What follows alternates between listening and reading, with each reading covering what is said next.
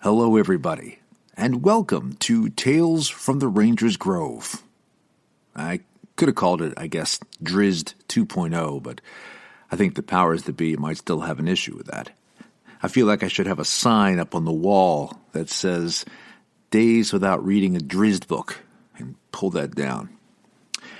Okay, so let's talk real briefly about everything Drizzed related and put that behind us and move forward. I've still been getting a few emails about people who are confused about everything that's happened and where did everything go. Essentially, Wizards of the Coast reached out to me and said that my podcast was in violation of their copyright. When I looked into their copyright policy 4 years ago, I thought that this was well within their copyright policy considering everything that I was doing. 4 years later, apparently they decided, no, that's not okay. So they made it very clear. It's got to come down. And they gave me a set number of days to get it down, period. I waited till the last day, and begrudgingly, painfully, I took every episode down. Several people have reached out and asked, where can I hear the episodes? Are you going to upload the episodes someplace else? Etc., etc. Short answer is no. I can't. I simply cannot. My hands are tied in that respect. As much as I would love to, there's nothing I can do. Now, we turn the page and start the new direction. I knew that I wanted to keep the podcast going. I wanted to keep reading books on the podcast. The question is, what to do next? So, based on lots of feedback from people who've been listening, I started a Patreon. I started a Buy Me a Cup of Coffee. And I started a Discord. And a very big thank you to everybody who joined the Patreon and bought me a cup of coffee, and joined the Discord. The community is starting to grow. It's small, but it's got a great solid core.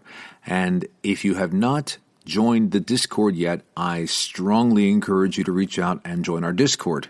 You will find a pretty good base of people out there with like-minded interests that are all rooted in gaming, which I think a lot of us are gamers. I think that's what drew us all to these books to begin with. So the Ranger's Grove is going to be a home for like-minded people who enjoy gaming and things related to the gaming community, but also for authors. And to that end, a couple of the emails that I received after the last episode of the Drizzed books was from people who were authors, had written their own stories, and wanted to see if I would be interested in reading their books on my podcast. And the answer is yes. Yes, I would. So like the beacons being lit from Gondor, the call goes out to gamers and authors and artists and everybody who has a great love and passion for Dungeons and Dragons and all things fantasy and tabletop RPGs and everything else of that nature. I think it is the best use of my energy at this point to help these authors find their voice. So I encourage everybody to come check out our Discord community.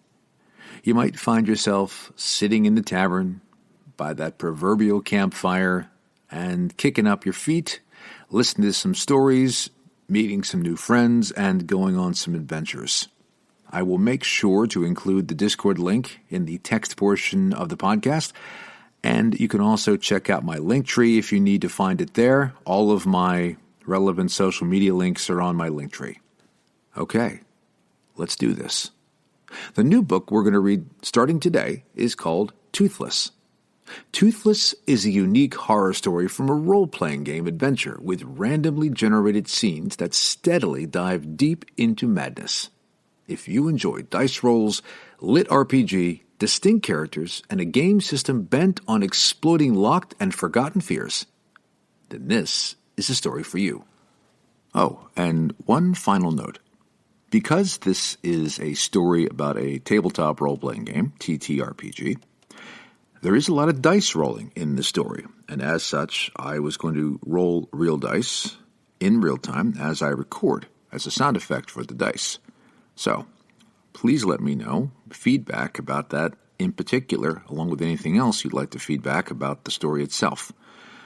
I don't want the dice rolling to be annoying, but it is a part of the game and a part of the story, so I think it fits. But we'll see how it all comes together after this first chapter. Okay, let's do this.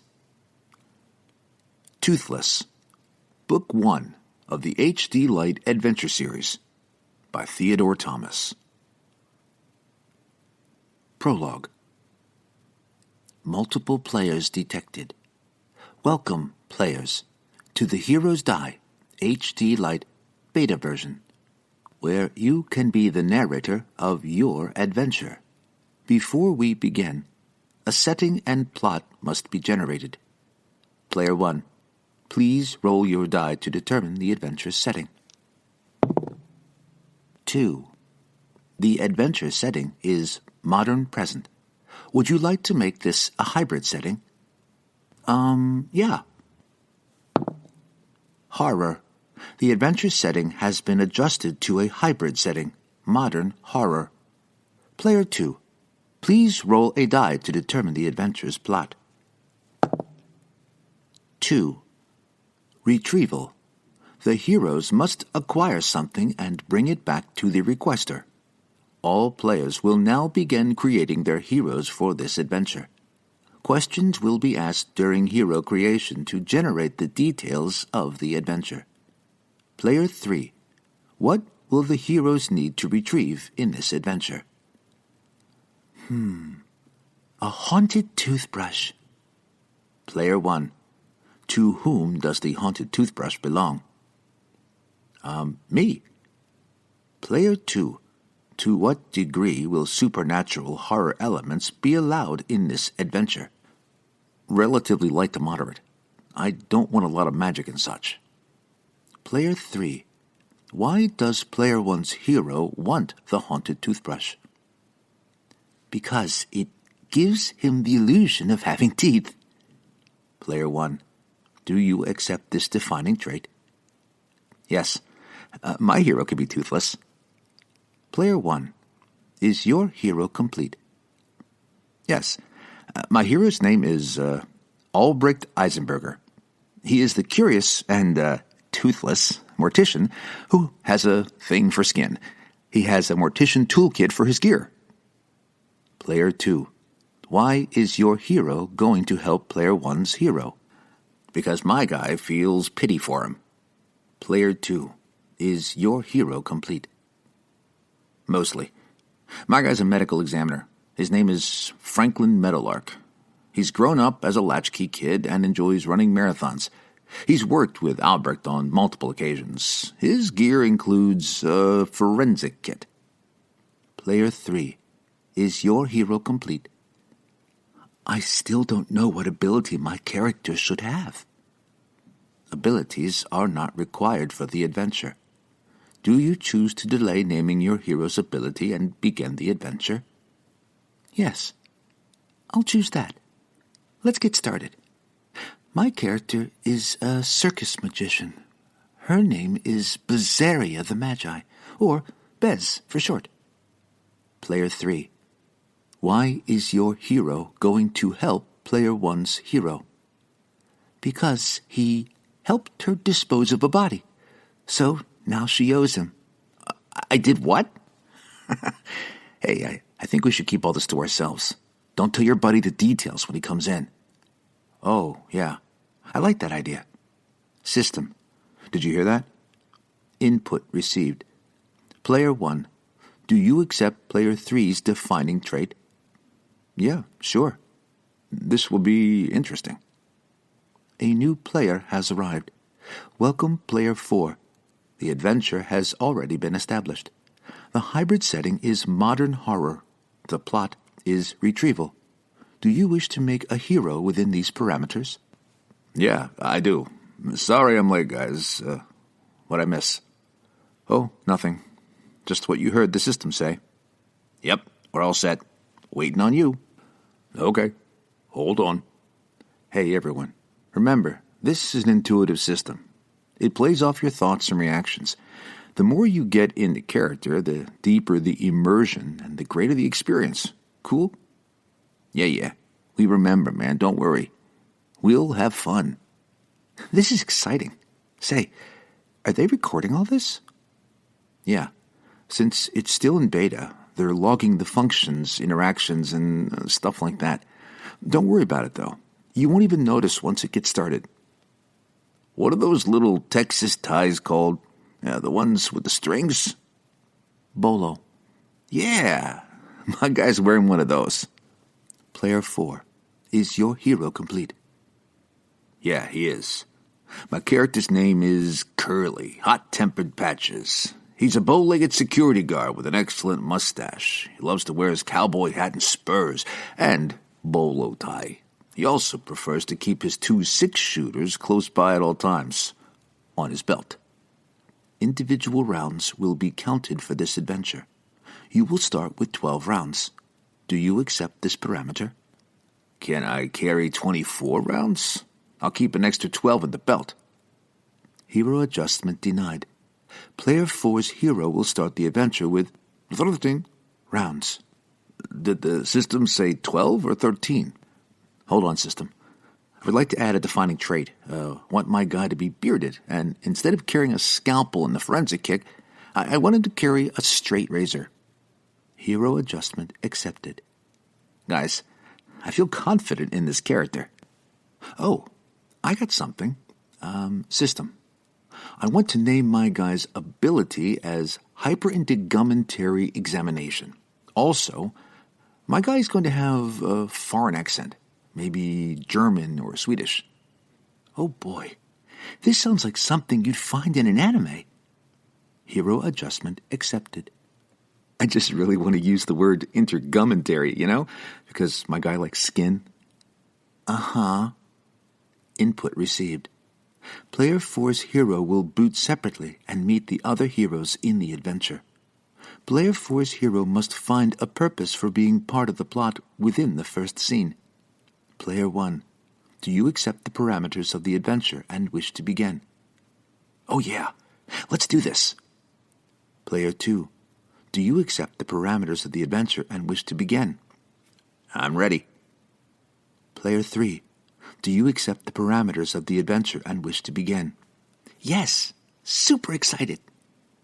Player 4, do you accept the parameters of the adventure and wish to begin? Let's rock. All players have acknowledged their acceptance and willingness to engage.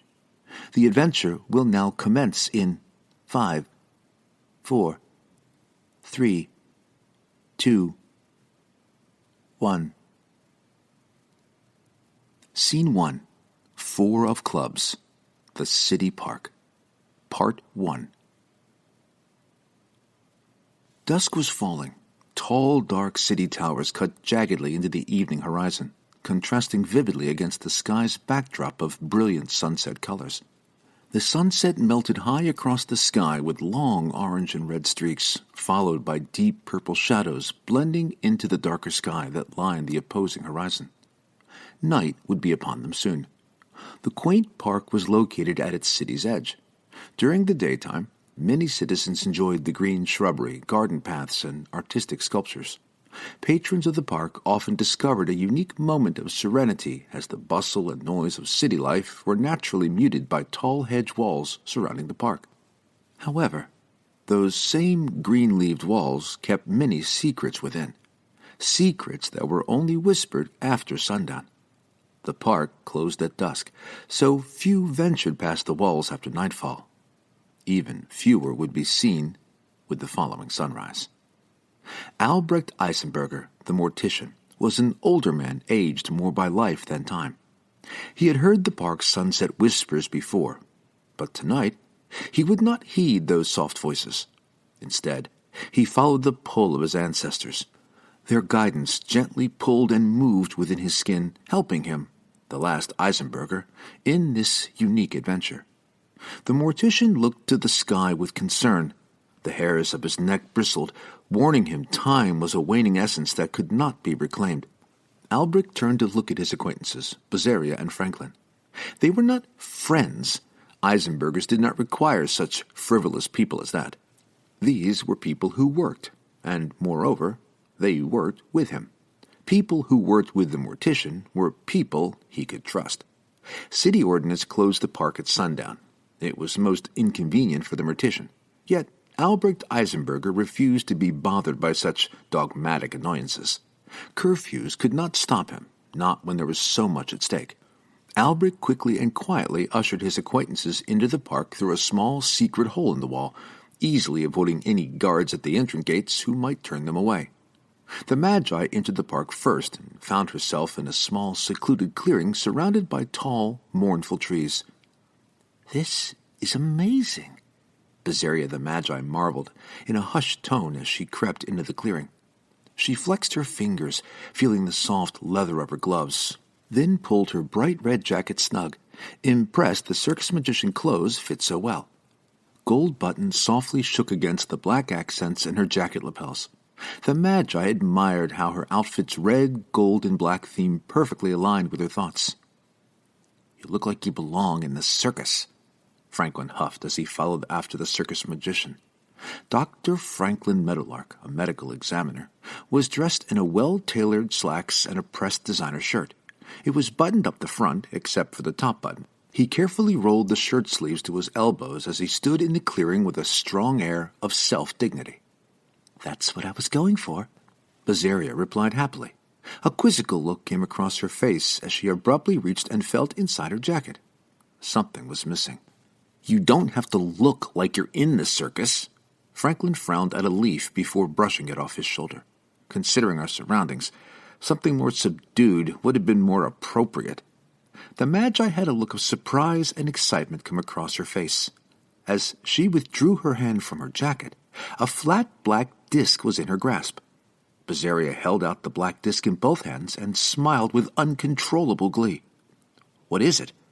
asked Franklin, unsure if he really wanted to know.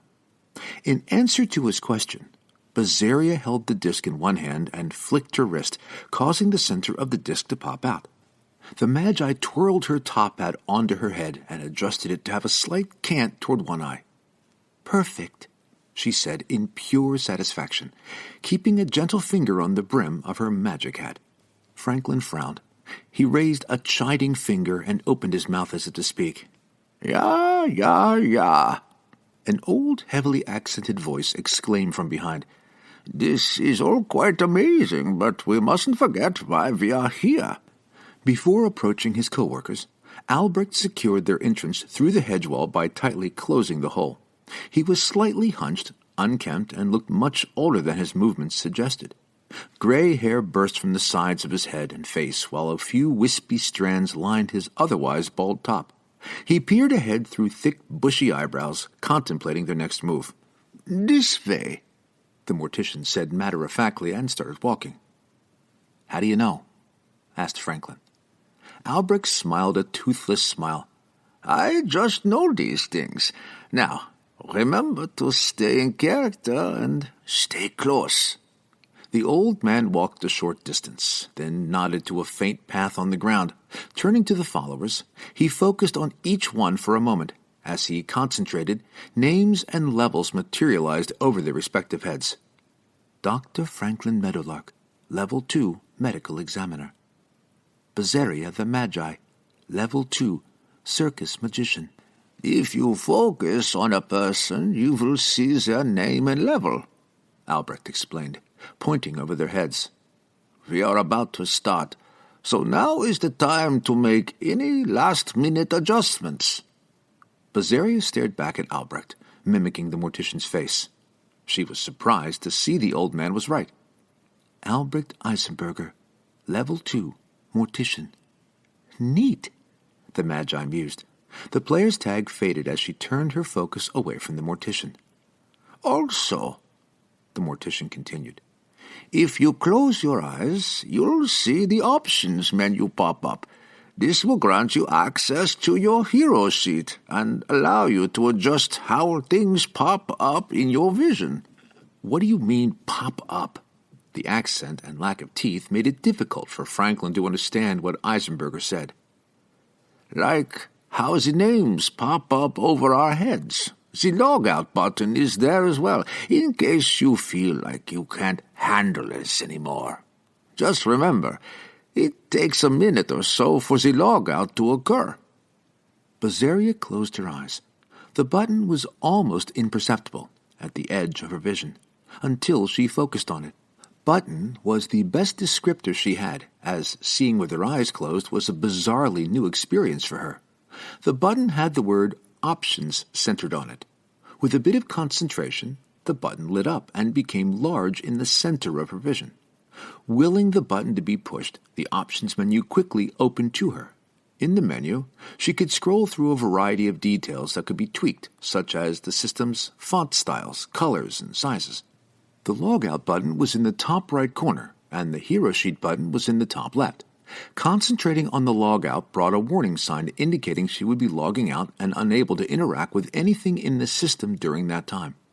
At the bottom of the warning sign, a bar estimated the time until logout was complete, but it would not display the time until she confirmed her logout. Confirm logout request glowed red and white across her vision. She quickly squeezed her eyes tight and rubbed them but did not open them. It was disorienting to have a display cover the darkness behind her eyelids. Bazaria canceled the logout and focused on the hero sheet button. Again, a little concentration pushed the button and displayed the entire sheet. She quickly scanned her stats. Name: Bazaria the Magi. Moxie 0, 0, 0. HD 1. UP 3. Hero level 2. Defining traits: circus magician, knife thrower, animal friendly.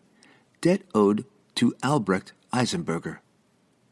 Attributes: charisma 2, deception 2, dexterity 4.